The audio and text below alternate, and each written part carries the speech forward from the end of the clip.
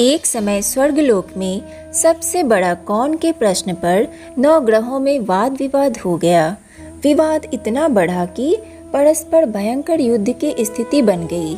निर्णय के लिए सभी देवता देवराज इंद्र के पास पहुँचे और बोले, हे देवराज, आपको निर्णय करना होगा कि हम में से सबसे बड़ा कौन है।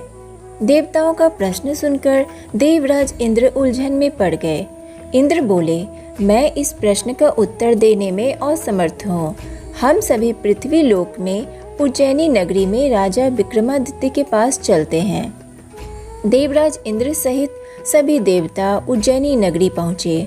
महल में पहुंचकर जब देवताओं ने उनसे अपना प्रश्न पूछा तो राजा विक्रमादित्य भी कुछ देर के लिए परेशान हो उठे, क्योंकि सभी देवता अपनी अपनी शक्तियों के कारण महान थे। किसी को भी छोटा या बड़ा कह देने से उनके क्रोध के प्रकोप से भयंकर हानि पहुंच सकती थी। अचानक राजा विक्रमादित्य को एक उपाय सूझा और उन्होंने विभिन्न धातुओं स्वर्ण, चांदी, कांसा, ताम्र, सीसा, रांगा, जस्ता, अभ्रक व लोहे के 9 आसन बनवाए। धातुओं के गुणों के अनुसार सभी आसनों को एक दूसरे के पीछे रखवाकर उन्होंने देवताओं को अपने अपने सिंहासन पर बैठने को कहा। देवताओं के बैठने के बाद राजा विक्रमादित्य ने कहा, आपका निर्णय तो स्वयं हो गया। जो सबसे पहले सिंहासन पर विराजमान है वही सबसे बड़ा है। राजा विक्रमादित्य के निर्णय को सुनकर शनि देवता ने सबसे पीछे आसन पर बैठने के कारण अपने को छोटा जानकर क्रोधित होकर कहा, राजा विक्रमादित्य, तुमने मुझे सबसे पीछे बैठाकर मेरा अपमान किया है। तुम मेरी शक्तियों से परिचित नहीं हो। मैं तुम्हारा सर्वनाश कर दूंगा। शनिदेव ने कहा, सूर्य एक राशि पर 1 महीने, चंद्रमा 2.25 दिन, मंगल 1.5 महीने, बुध और शुक्र 1 महीने, बृहस्पति 13 महीने रहते हैं, लेकिन मैं किसी राशि पर 7.5 वर्ष तक रहता हूँ। बड़े बड़े देवताओं को मैंने अपने प्रकोप से पीड़ित किया है। राम को 7.5 के कारण ही वन में जाकर रहना पड़ा और रावण को 7.5 के कारण ही युद्ध में मृत्यु का शिकार बनना पड़ा। राजा, अब तू भी मेरे प्रकोप से नहीं बच सकेगा।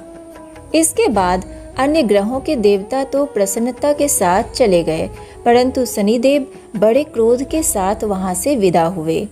राजा विक्रमादित्य पहले की तरह ही न्याय करते रहे। उनके राज्य में सभी स्त्री पुरुष बहुत आनंद से जीवन यापन कर रहे थे। कुछ दिन ऐसे ही बीत गए। उधर शनि देवता अपने अपमान को भूले नहीं थे।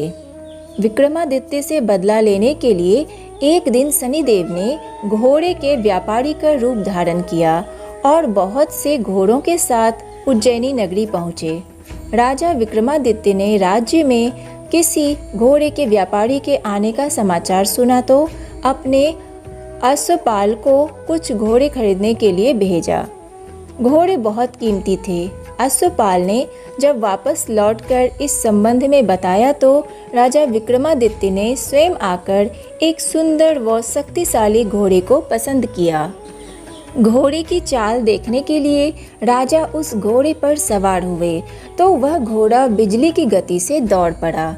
तेजी से दौड़ता घोड़ा राजा को दूर एक जंगल में ले गया और फिर राजा को वहां गिराकर जंगल में कहीं गायब हो गया।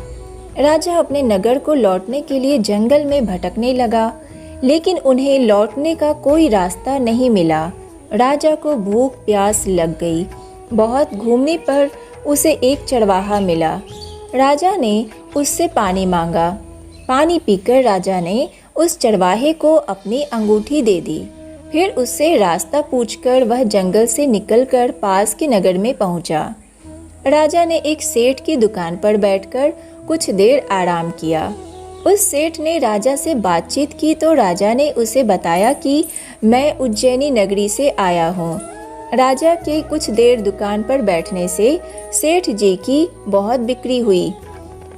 सेठ ने राजा को बहुत भाग्यवान समझा और खुश होकर उसे अपने घर भोजन के लिए ले गया। सेठ के घर में सोने का एक हार खूंटी पर लटका हुआ था। राजा को उस कमरे में छोड़कर सेठ कुछ देर के लिए बाहर गया। तभी एक आश्चर्यजनक घटना घटी। राजा के देखते देखते सोने के उस हार को खूंटी निगल गई। सेठ ने कमरे में लौटकर हार को गायब देखा तो चोरी का संदेह राजा पर ही किया, क्योंकि उस कमरे में राजा ही अकेला बैठा था। सेठ ने अपने नौकरों से कहा कि इस परदेसी को रस्सियों से बांधकर नगर के राजा के पास ले चलो।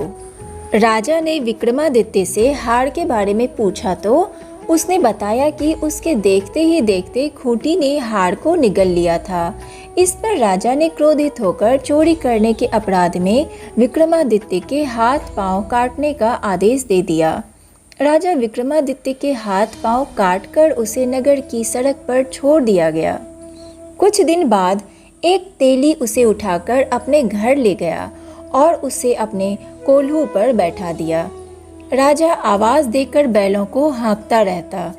इस तरह तेली का बैल चलता रहा और राजा को भोजन मिलता रहा। शनिदेव के प्रकोप की 7.5 पूरी होने पर वर्षा ऋतु प्रारंभ हुई।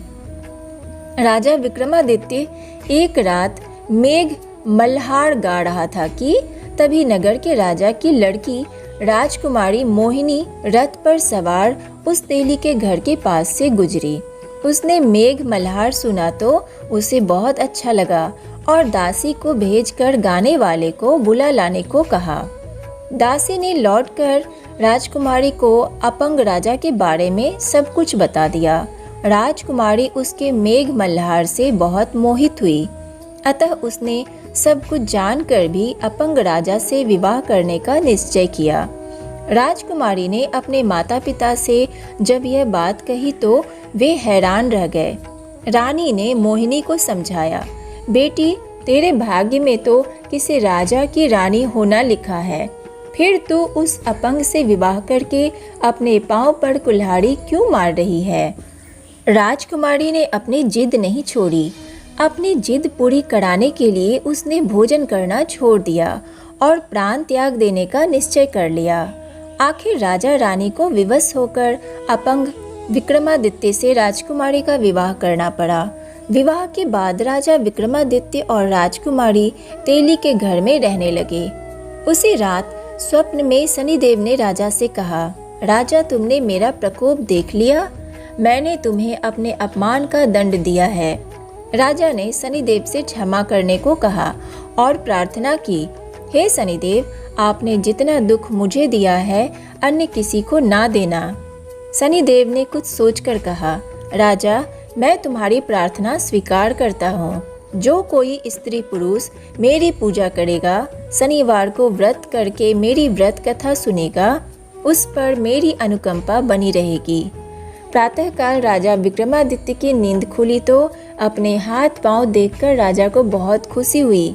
उसने मन ही मन शनिदेव को प्रणाम किया।